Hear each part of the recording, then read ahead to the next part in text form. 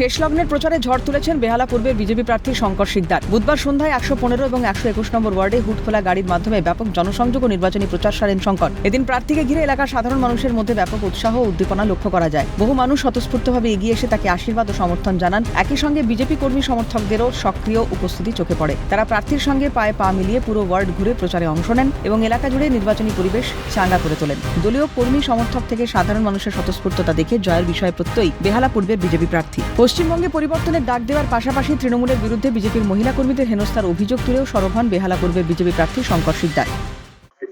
দুপুরবেলা আমাদের 4 জন মহিলা কার্যকর্তা তারা বাড়ি বাড়ি আমাদের যে সংকল্পপত্র এবং প্রার্থী পরিচয়পত্র সেটা নিয়ে তারা সেখানে যাচ্ছিল এবং ভরসার সংকল্পপত্র সঙ্গে ছিল।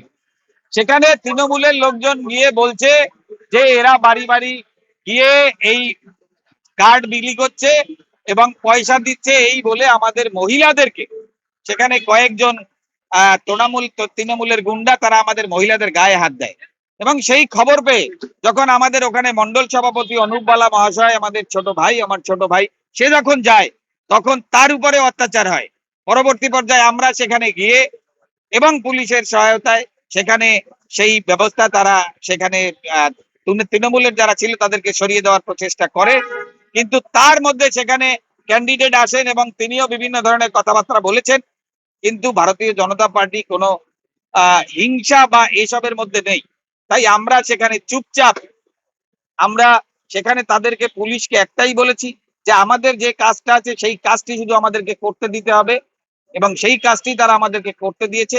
বাকি তৃণমূলের লোকজন যেভাবে আমাদের এই মহিলাদের উপরে অত্যাচার করেছে সেটা পশ্চিমবাংলায় বলে সম্ভব। সব মিলিয়ে জমজমাট বেহালা পূর্বের রাজনৈতিক আবহাওয়া। কত মার্জিনে জয়লাভ করেন শঙ্কর, এখন সেটাই দেখার। রাজীব নস্করের রিপোর্ট, ক্যালকাটা নিউজ।